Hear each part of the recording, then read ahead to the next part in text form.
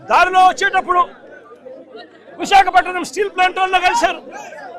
ఆశ్చర్యం కలిగించే విషయాలు. ఇదే పెద్ద మనిషి చంద్రబాబు నాయుడు గారు విశాఖను కాపాడుతాను, ఉక్కును కాపాడుతాను అని చెప్పి ఎన్నికలకు ముందు చెప్పాడు. చివరికి చూస్తే చంద్రబాబు నాయుడు గారు ముఖ్యమంత్రి అయిన తర్వాత విశాఖ ఉక్కులో 32 డివిజన్లు ప్రైవేటీకరణ దిశగా అడుగులు వేస్తూ ఇవాళ గవర్నమెంట్ రంగం నుంచి తీసేసి ప్రైవేట్ రంగానికి అప్పచెప్పడం జరిగింది. చంద్రబాబు నాయుడు గారు వచ్చాక 5,000 మంది కాంట్రాక్ట్ ఎంప్లాయీస్ ని తీసేశారు. చంద్రబాబు నాయుడు గారు వచ్చాక 2,000 మందికి విఆర్ఎస్ ఇచ్చారు. చంద్రబాబు నాయుడు గారు వచ్చాక 3.5 మాసాలుగా జీతాలు పెండింగ్ లో ఉన్నాయి. చంద్రబాబు నాయుడు గారు వచ్చాక కార్మికులకు ఇచ్చే అలవెన్సులు, బోనస్లు తీసేశారు. చంద్రబాబు నాయుడు గారు వచ్చాక ఉద్యోగులకు ఉండే క్వార్టర్లకు సంబంధించి సబ్సిడీ రేటు మీద కరెంట్ ఇచ్చేవారు గతంలో. వాటిని ఖాళీ చేయించాలన్న ఉద్దేశంతో కరెంటు రేటు యూనిట్కు 9 రూపాయలు చేసి బలవంతంగా కార్మికులను క్వార్టర్స్ నుంచి ఖాళీ చేయించే కార్యక్రమం చేస్తా ఉన్నారు. ఎవరైనా గట్టిగా నిలదీస్తూ అడిగితే షోకాస్ నోటీస్ ఇచ్చే పరిస్థితిలో ఇవాళ కనిపిస్తా ఉంది. ఇవాళ ఇక్కడికి వచ్చేటప్పుడు చోడవరం షుగర్ ఫ్యాక్టరీకి సంబంధించిన రైతులు కలిశారు. వాళ్ళు చంద్రబాబు నాయుడు గారు పాలన గురించి చెప్తా ఉన్నారు. 2014 నుంచి 2019 మధ్య చంద్రబాబు నాయుడు గారు అప్పట్లో ఏ రకంగా చోడవరం ప్రాజెక్టును కూనీ చేసే కార్యక్రమం చేస్తే, తర్వాత వైఎస్ఆర్సీపీ ప్రభుత్వం వచ్చిన తర్వాత చోడవరం ప్రాంతానికి మంచి చేస్తూ, రైతులకు మంచి చేస్తూ 89 కోట్ల రూపాయలు వైఎస్ఆర్సీపీ ప్రభుత్వం ఇచ్చి అప్పట్లో ఆదుకుంది. మళ్ళీ ఇవాళ చంద్రబాబు నాయుడు గారు ముఖ్యమంత్రి అయిన తర్వాత మరో 35 కోట్ల రూపాయలు మళ్ళీ ఈ సంవత్సరానికి సంబంధించి కనీసం రైతులకు, ఉద్యోగులకు ఇవ్వాల్సిన జీతాలు కానీ, బకాయిలు కానీ, కనీసం రైతులకు క్రషింగ్ పంటకు సంబంధించిన అమౌంట్ కానీ ఇవ్వకుండా 35 కోట్ల రూపాయలు బకాయిలు పెట్టాడు. 24,000 మంది రైతు కుటుంబాలు పొట్టగొడతా ఉన్నారు. రైతులు ఇవాళ ఆక్రమణ చేస్తూ నాకు కనబడి వినతి పత్రం ఇచ్చే కార్యక్రమం చేస్తా ఉన్నారు. మరో పక్కనే బల్క్ డ్రగ్ పేరిట ఉద్దేశపూర్వకంగా అల్లకొల్లోలం సృష్టిస్తా ఉన్నారు. నక్కపల్లిలో ఇప్పటికే 4,500 ఎకరాలు ప్రభుత్వ భూమి ఉంది. ఆ ప్రభుత్వ భూమిని ఇంకా ఉపయోగించుకునే అవకాశం ఉన్నప్పటికీ కూడా దాన్ని పక్కన పెట్టి మళ్ళీ రాజయ్యపేటలో భూముల కోసం మళ్ళీ చంద్రబాబు నాయుడు గారు నోటిఫికేషన్ ఇచ్చారు.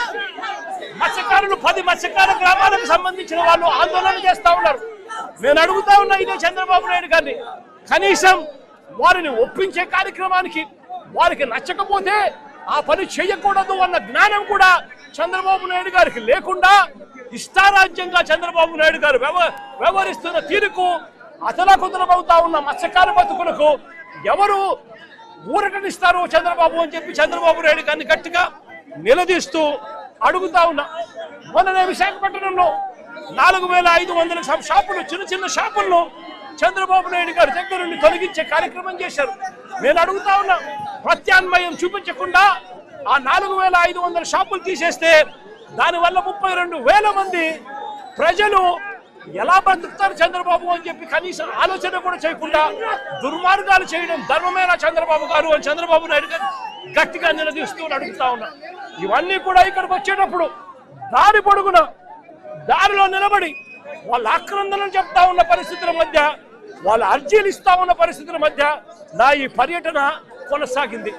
ఇంత దారుణంగా చంద్రబాబు నాయుడు గారి పాలన సాగుతా ఉంది. ఉత్తరాంధ్రలోనే కాదు, రాష్ట్రంలో కూడా అంతే. స్కూళ్ళు నిర్వీర్యం, ఫీజు రీయింబర్స్మెంట్ ఇయ్యరు, చదువులు నిర్వీర్యం, హాస్పిటళ్ళు మూసేస్తా ఉన్నారు, ప్రైవేటుకు అమ్మేస్తా ఉన్నారు, ఆరోగ్యశ్రీని ఎత్తేశారు, ఆరోగ్య ఆసరా తీసేశారు. మొత్తానికి పేదవాడికి వైద్యం కూడా నిర్వీర్యం చేసిన పరిస్థితులు. మరోవైపున ఏ రైతుకు కూడా కనీస గిట్టుబాటు ధర రాని పరిస్థితుల్లో రైతులు వ్యవసాయం చేస్తా ఉన్నాడు. ఉచిత పంటల బీమా తీసేశారు. రైతుకు పెట్టుబడి సహాయం కింద అన్నదాత సుఖీభావ కింద 20,000 ఇస్తామన్నారు. 2 సంవత్సరాలు కలిపి 40,000 ఇస్తామన్నారు.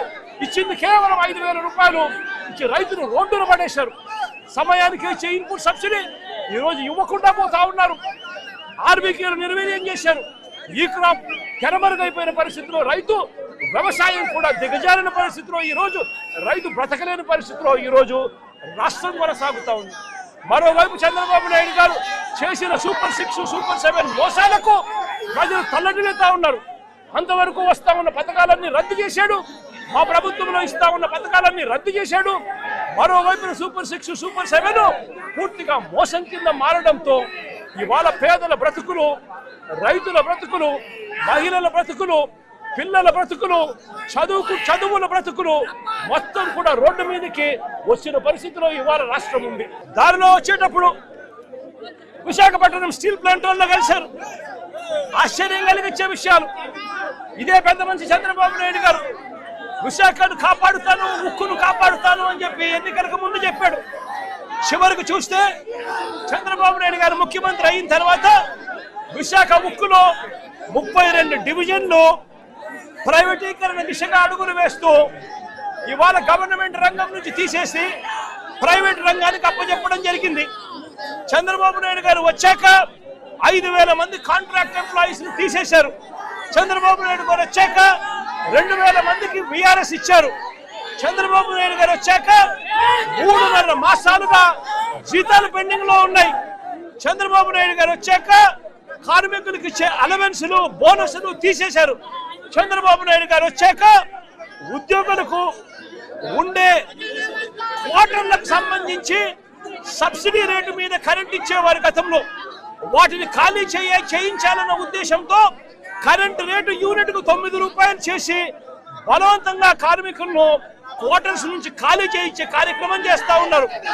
ఎవరైనా గట్టిగా నిలదీస్తూ అడిగితే షోకాస్ నోటీస్ ఇచ్చే పరిస్థితిలో ఇవాళ కనిపిస్తా ఉంది. ఇవాళ ఇక్కడికి వచ్చేటప్పుడు చోడవరం షుగర్ ఫ్యాక్టరీకి సంబంధించిన రైతులు కలిశారు. వాళ్ళు చంద్రబాబు నాయుడు గారు పాలన గురించి చెప్తా ఉన్నారు. 2014 నుంచి 2019 మధ్య చంద్రబాబు నాయుడు గారు అప్పట్లో ఏ రకంగా చోడవరం ప్రాజెక్టును కూనీ చేసే కార్యక్రమం చేస్తే, తర్వాత వైఎస్ఆర్సీపీ ప్రభుత్వం వచ్చిన తర్వాత చోడవరం ప్రాంతానికి మంచి చేస్తూ, రైతులకు మంచి చేస్తూ 89 కోట్ల రూపాయలు వైఎస్ఆర్సీపీ ప్రభుత్వం ఇచ్చి అప్పట్లో ఆదుకుంది. మళ్ళీ ఇవాళ చంద్రబాబు నాయుడు గారు ముఖ్యమంత్రి అయిన తర్వాత మరో 35 కోట్ల రూపాయలు మళ్ళీ ఈ సంవత్సరానికి సంబంధించి కనీసం రైతులకు, ఉద్యోగులకు ఇవ్వాల్సిన జీతాలు కానీ, బకాయిలు కానీ, కనీసం రైతులకు క్రషింగ్ పంటకు సంబంధించిన అమౌంట్ కానీ ఇవ్వకుండా 35 కోట్ల రూపాయలు బకాయిలు పెట్టాడు. 24,000 మంది రైతు కుటుంబాలు పొట్టగొడతా ఉన్నారు. రైతులు ఇవాళ ఆక్రమణ చేస్తూ నాకు కనబడి వినతి పత్రం ఇచ్చే కార్యక్రమం చేస్తా ఉన్నారు. మరో పక్కనే బల్క్ డ్రగ్ పేరిట ఉద్దేశపూర్వకంగా అల్లకొల్లోలం సృష్టిస్తా ఉన్నారు. నక్కపల్లిలో ఇప్పటికే 4,500 ఎకరాలు ప్రభుత్వ భూమి ఉంది. ఆ ప్రభుత్వ భూమిని ఇంకా ఉపయోగించుకునే అవకాశం ఉన్నప్పటికీ కూడా దాన్ని పక్కన పెట్టి మళ్ళీ రాజయ్యపేటలో భూముల కోసం మళ్ళీ చంద్రబాబు నాయుడు గారు నోటిఫికేషన్ ఇచ్చారు. మత్స్యకారులు 10 మత్స్యకార గ్రామాలకు సంబంధించిన వాళ్ళు ఆందోళన చేస్తా ఉన్నారు. నేను అడుగుతా ఉన్నా ఇదే చంద్రబాబు నాయుడు గారిని, కనీసం వారిని ఒప్పించే కార్యక్రమానికి వారికి నచ్చకపోతే ఆ పని చేయకూడదు అన్న జ్ఞానం కూడా చంద్రబాబు నాయుడు గారికి లేకుండా ఇష్టారాజ్యంగా చంద్రబాబు నాయుడు గారు వ్యవహరిస్తున్న తీరుకు అతలాకుతలమవుతా ఉన్న మత్స్యకార బతుకులకు ఎవరు ఊరటనిస్తారు చంద్రబాబు అని చెప్పి చంద్రబాబు నాయుడు గారిని గట్టిగా నిలదీస్తూ అడుగుతా ఉన్నా. మొన్ననే విశాఖపట్నంలో 4,500 షాపులు, చిన్న షాపులను చంద్రబాబు నాయుడు గారి దగ్గర నుండి తొలగించే కార్యక్రమం చేశారు. నేను అడుగుతా ఉన్నా, ప్రత్యామ్నాయం చూపించకుండా ఆ 4,500 షాపులు తీసేస్తే దానివల్ల 32,000 మంది ప్రజలు ఎలా బతుకుతారు చంద్రబాబు అని చెప్పి కనీసం ఆలోచన కూడా చేయకుండా దుర్మార్గాలు చేయడం ధర్మమేనా చంద్రబాబు గారు అని చంద్రబాబు నాయుడు గారు గట్టిగా నిలదీస్తూ అడుగుతా ఉన్నా. ఇవన్నీ కూడా ఇక్కడికి వచ్చేటప్పుడు దారి పొడుగున దారిలో నిలబడి వాళ్ళ ఆక్రందనలు చెప్తా ఉన్న పరిస్థితుల మధ్య, వాళ్ళ అర్జీలు ఇస్తా ఉన్న పరిస్థితుల మధ్య నా ఈ పర్యటన కొనసాగింది. ఇంత దారుణంగా చంద్రబాబు నాయుడు గారి పాలన సాగుతా ఉంది.